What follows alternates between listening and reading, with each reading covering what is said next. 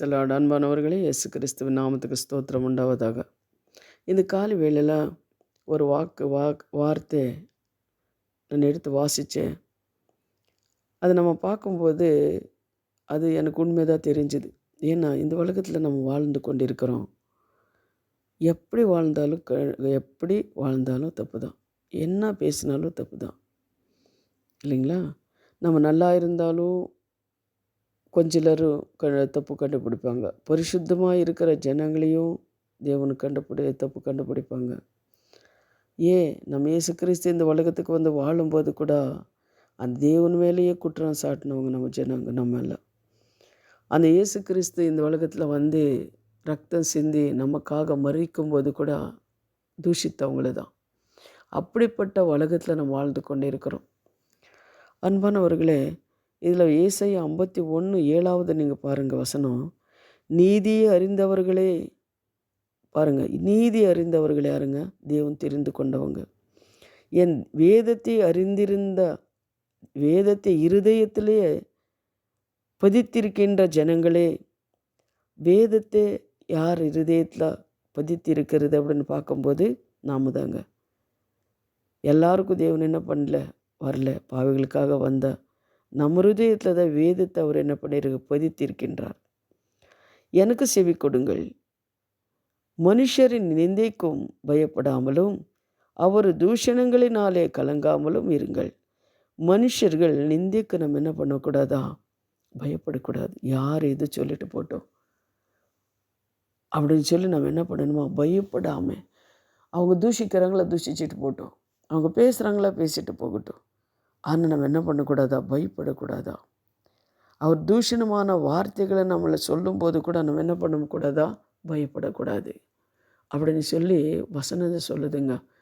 ஆனால் உண்மைதான், எப்படி இருந்தாலும் இந்த உலகத்தில் கஷ்டம்தான், என்ன பேசினாலும் கஷ்டம்தான். ஆனால் ஒரு காரியம் எனக்கு புரியுது, தேவன் நம்மளோட இருக்கிறார்.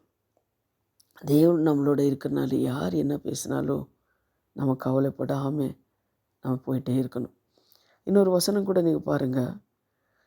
எரேமியா 31:33 அந்நாட்களுக்கு பிற்பாடு நான் இஸ்ராவேல் குடும்பத்தாரோட பண்ண போகின்ற உடன்படிக்கையாவது, நான் என் நியாய பிரமாணத்தை அவர்கள் உள்ளத்திலே வைத்து அதே அவர்கள் இருதயத்திலேயே எழுதி, நான் அவர்கள் தேவனாயிருப்பேன், அவர்கள் என் ஜனமாக இருப்பார்கள் என்று கர்த்தர் சொல்லுகிறார். பாருங்கள், நமக்கு தேவன் என்ன சொல்லியிருக்கிறாருன்னா, அவரோட நியாய பிரமாணங்கள் நம்ம ஹிருதயத்தில் எழுதியிருக்கிறார். அவர் நம்ம தேவனாக இருக்கிறார், நமக்கு அவர் ஜனங்களாக புள்ளிகளாக நாம் இருக்கிறோம் அப்படின்னு சொல்லுகிறார். அதனால அவருக்கு அதுதான் சொல்கிறார், எனக்கு செவி கொடுங்கள்.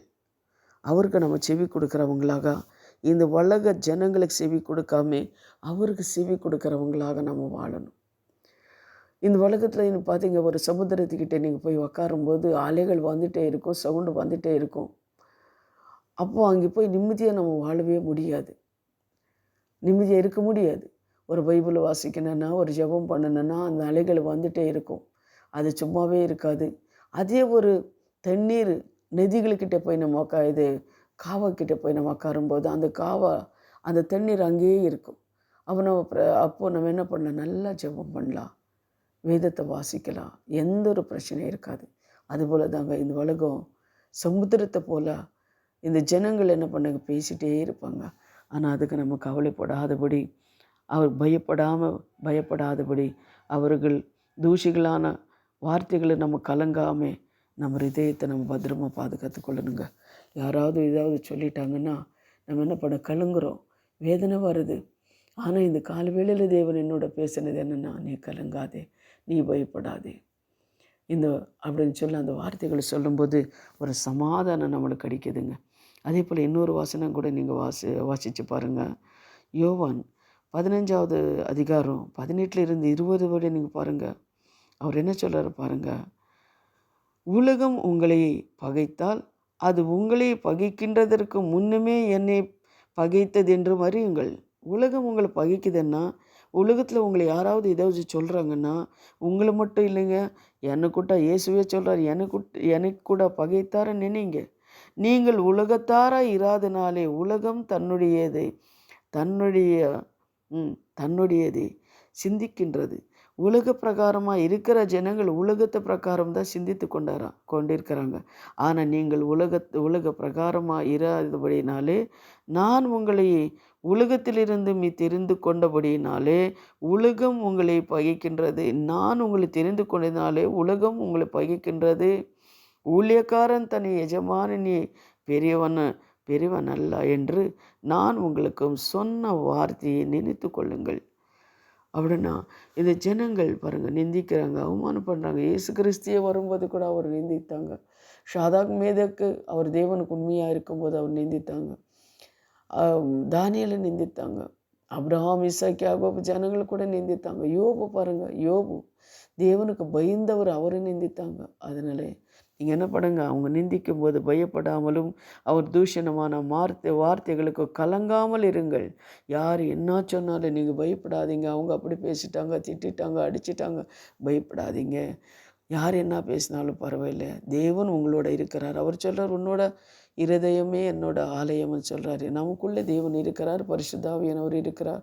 யார் என்ன சொன்னாலும் நம்ம என்ன பண்ணணும், கவனமாக நம்ம அறிந்து கொள்ளணும். இப்போ நம்ம ஜெபிக்கலாம். எங்களை அதிகமாக நேசிக்கிற பரலோக பிதாவே, சர்வ வல்லமுள்ள தேவரே, இந்த வார்த்தை நீர் கொடுத்ததுக்காக நன்றியப்பா. எங்கள் வார்த்தை கர்த்தாவே ஸ்தோத்திரமப்பா. நீர் எங்களை தெரிந்து கொண்டிருக்கிறீங்கப்பா. நாங்கள் உங்கள் பிள்ளைங்களாக நாங்கள் இருக்கிறோம் தேவனே. யாருக்கும் நாங்கள் செவி கொடுக்காதபடி, பயப்படாதபடி, தூஷணமான வார்த்தைகளை பேசும்போது சந்தோஷப்பட அந்த ஹிருதயத்தை எங்களுக்கு நீர் கொடுத்து தகப்பனே, யார் யார் அப்படி கலங்குறாங்களோ கர்த்தாவே, அவங்களுக்கெல்லாம் விடுதலை கொடுங்க. அவங்க தேவைகளெல்லாம் தேவனை சந்திங்க கர்த்தாவே. ஸ்தோத்திர சுவாமி. நீதிமான ஒரு நாளும் நீர் விட மாட்டீர் கர்த்தாவே. இந்த பிள்ளைங்கள் வார்த்தைகளை கேட்குற ஒவ்வொரு கர்த்தாவே பிள்ளைங்க நீர் ஆசீர்வதிங்க சுவாமி. அவங்க தேவைகளை சந்திங்க இயேசுவின் நாமத்திலே பிதாவே, ஆமென். God bless you. கர்த்தர் உங்களை ஆசீர்வதிப்பார். இன்னொன்று வார்த்தைகள் சகோதரிகளே, இந்த வார்த்தை இன்னும் அநேக ஜனங்களுக்கு அனுப்புங்க. பாருங்கள், இந்த வார்த்தை மூலமாக தேவனு பேசுகிறார். எத்தனோ ஜனங்களும் நிந்தியோட அவமானங்களோட கொஞ்சிலர் ஊழியங்களே விட்டுட்டு இருக்கிறாங்க, கொஞ்சிலர் பின்வாங்கி போயிட்டு இருக்கிறாங்க. ஆனால் இந்த வார்த்தை கேட்கும்போது அவர் உள்ளத்தில் இல்லை, ஆண்டவர் இருக்கிறார், நம்ம யார் என்ன சொன்னாலும் பயப்படக்கூடாதுன்ற ஒரு விசுவாசம் அவங்களுக்கு வரும். அனுப்புங்க, உங்களுக்கு தெரிஞ்சவங்களுக்கு அனுப்புங்க. இந்த வார்த்தையை கேட்டு ஜனங்கள் ரட்சிக்கப்படட்டும். ஆமேன், ஆமேன்.